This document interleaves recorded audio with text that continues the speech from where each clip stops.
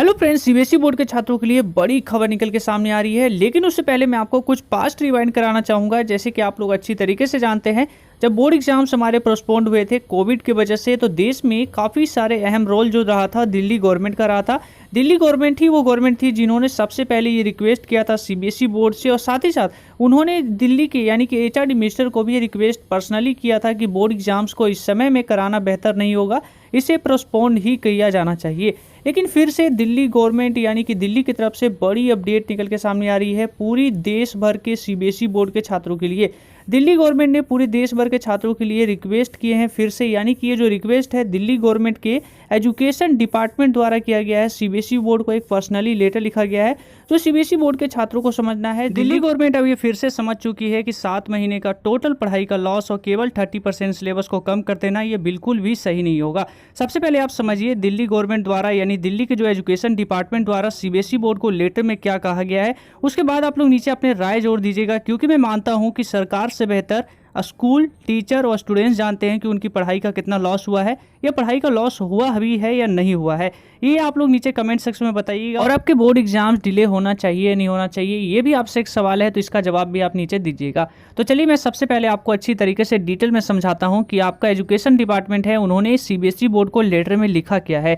उन्होंने लेटर में लिखा है कि 7 महीने की पढ़ाई का लॉस हो चुका है। उन्होंने माना है कि ऑनलाइन पढ़ाइयाँ चल रही है, स्टूडेंट्स वर्कशीट कंप्लीट कर रहे हैं, होमवर्क कंप्लीट कर रहे हैं, लेकिन ऑनलाइन क्लासेस जो है वो फिजिकली क्लासेस का रूप कभी नहीं ले सकती। यानी कि इसको माना जाए तो 7 महीने पढ़ाई का पूरी तरीके से लॉस हो चुका है।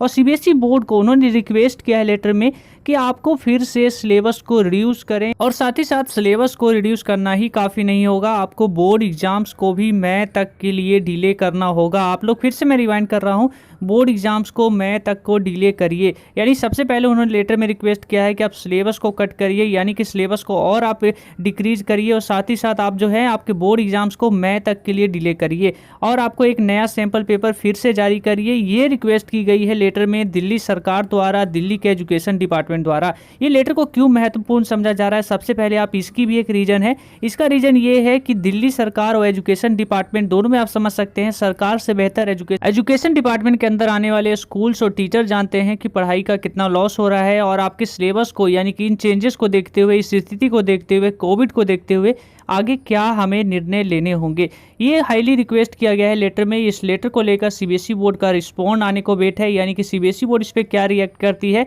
और सीबीएसई बोर्ड का जो मैंने आपको अपडेट दिया था कि 50% सिलेबस को रिड्यूस किया जाना है या बोर्ड को डिले करना है अप टू 2 मंथ के लिए, इस पर भी वेट है। तो यानी कि देखते हैं कि क्या अपडेट आते हैं। दिल्ली सरकार सबसे पहली वो गवर्नमेंट आई है जिन्होंने सीबीएसई बोर्ड को पर्सनली लेटर लिख के बता दिया है कि आपको ये चीज़ इंप्लीमेंट करना होगा, क्योंकि स्टूडेंट्स का टोटली लॉस हो रहा है।